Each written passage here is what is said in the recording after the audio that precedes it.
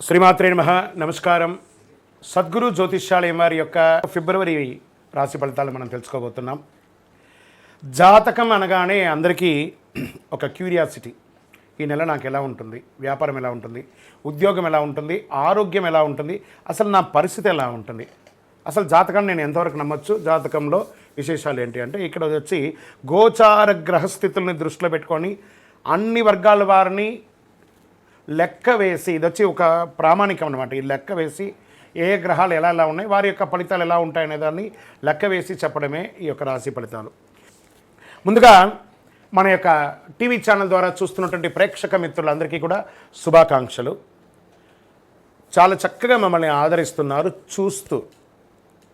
కానీ కొంచెం అట్లా like and share and subscribe చేస్తే ఎంత బాగుంటుంది కదా. మంచి విషయాలు మేము తెలుపుతున్నామని అనుకుంటున్నాం.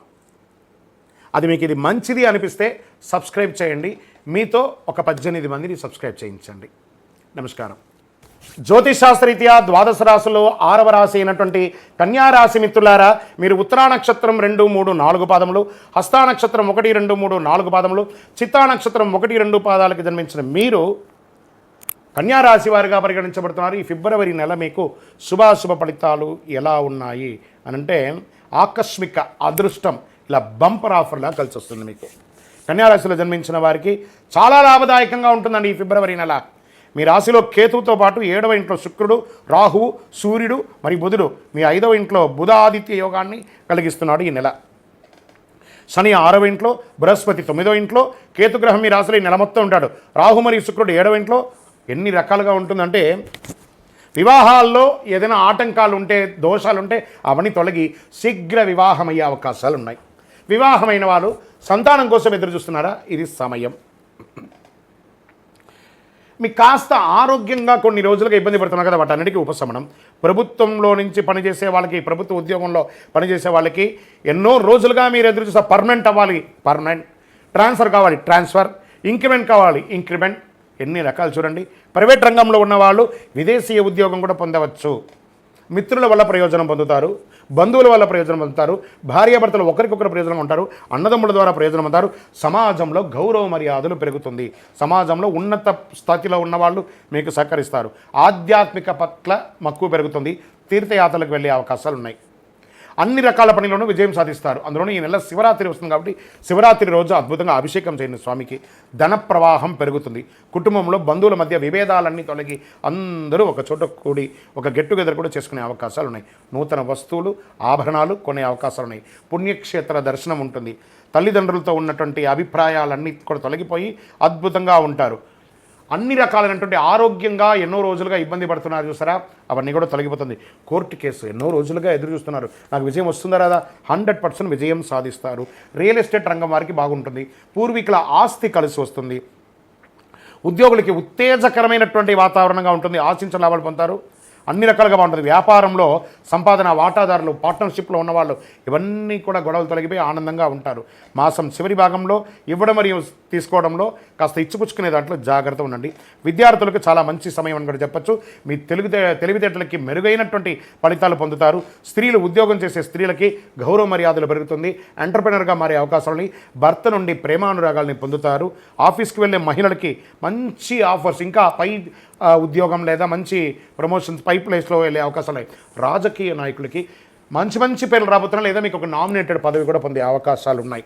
ప్రజాక్షేత్రంలో వెళ్ళండి. ప్రజలు మిమ్మల్ని ఓటేసి మెప్పించారు కాబట్టి మంచి గుర్తింపు ఇస్తారు మీకు. వెళ్ళండి. షేర్ మార్కెట్ అత్యుత్సాహంగా ఉంది ఈ నెల షేర్ మార్కెట్ అని కూడా చెప్పచ్చు. నూతన ఉద్యోగం కోసం ప్రయత్నం చేసిన వాళ్ళకి ఆఫర్స్ రెడీగా ఉన్నాయి. Get ready. అనుకూల దినాలు 2, 7, 11. చంద్రాష్టమం ఫిబ్రవరి 4 ఉదయం నుండి 6వ తారీఖున సాయంత్రం వరకు ఉంటుంది. 2.5 రోజులు చాలా చాలా జాగ్రత్తగా ఉండాలి. వాహనం నడిపేటప్పుడు ఫోన్ మాట్లాడకండి. సంతకాలు పెట్టేటప్పుడు జాగ్రత్త. అన్ని రకాలుగా జాగ్రత్తగా ఉండండి. అదృష్ట సంఖ్య 4, 6. అదృష్ట రంగు అని చెప్పేటప్పటికీ ఊదా రంగు, పసుపు రంగు బాగా కలిసి వస్తుంది. ఎవరిని పూజించాలనుకుంటే అమ్మవారిని ప్రార్థన చేయండి, మహావిష్ణువుని ప్రార్థన చేయండి. పరిహారం బుధవారాల్లో దక్షిణామూర్తికి, గురువారాల్లో దక్షిణామూర్తికి, బుధవారంలో విష్ణు దేవాలయానికి ఎక్కడికైనా వెళ్ళండి. మీ వయస్సు సంఖ్య ఎంత ఉందో అన్ని దీపాలు వెలిగించండి. నెలకొక్కసారి అతి శక్తివంతమైనటువంటి ఈ కరుంగాళి మాలను ధరించండి. ఈ ధరించడం వల్ల ఆరోగ్యంగా బాగుంటారు, ఐశ్వర్యంగా బాగుంటారు. ఏ విధమైనటువంటి నరదృష్టి ఉన్నా పోతుంది, దిగ్విజయం పొందుతారు. ఇంకను మీ వ్యక్తిగత జాతకాన్ని తెలుసుకోవాలనుకుంటే కింద కనబడుతున్న మా నెంబర్కి మీ యొక్క date of birth, time of birth, place of birth WhatsApp చేయండి, కాల్ చేయకండి. మీకు మా అడ్మిన్ దగ్గర నుంచి మీకు మెసేజ్ వస్తుంది. విజయోస్తు. మీ యొక్క వ్యక్తిగత జాతకానికి ఇది ఒక 40% మాత్రమే వర్తిస్తుంది. మీ సంపూర్ణ జాతకం తెలుసుకోవాలి అని అనుకుంటే మీ పరిసర ప్రాంతాల్లో ఉన్నటువంటి జ్యోతిషాస్త్ర నిపుణుల్ని మీ యొక్క date of birth, time of birth, place of birth ఇచ్చి తెలుసుకోండి. మళ్ళీ చెప్తున్నాను, జ్యోతిష్యం, జాతకం అనేది పడుతున్న వర్షానికి ఒక గొడుగు మాత్రమే, కానీ జ్యోతిష్యం జీవితం కాదు. మీరు మిమ్మల్ని నమ్మండి, జ్యోతిష్యం ఆ దారిలో మీకు సపోర్ట్ చేస్తుంది. ఎవరైనా అడగాలనుకుంటున్నారు లేదా మా ద్వారానే అడగాలనుకుంటున్నారా? 21 వయసు లోపు ఉన్న వాళ్ళు అడగకూడదు, చదువుకోవాలి విద్యార్థులు. 60 వయసు దాటిన తర్వాత మీరు అన్నీ అనుభవించేశారండి, అన్నీ తెలుసు మీకు. జీవితంలో అన్ని వర్గంలో ఉన్నటువంటి వసతులు, కష్టాలు, సుఖాలు అన్నీ పొందారు కాబట్టి మీరు దైవ ప్రార్థన చేసుకోండి, మీకు అన్ని మేలుగా జరుగుతుంది. ఎవరైనా జ్యోతిష్యం తెలుసుకోవాలనుకుంటే వ్యాపారం, ఉద్యోగం, వివాహం, సంతానం, ఆరోగ్యం గురించి ఏమైనా తెలుసుకోవాలనుకుంటే అడగండి. అందరూ కూడా విజయోస్తు.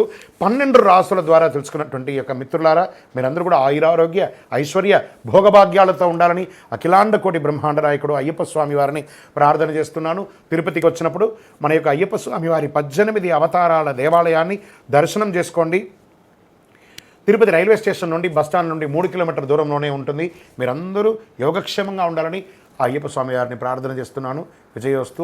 వందే మాతరం, వందే మాతరం, వందే మాతరం. శరణమయ్యప్ప.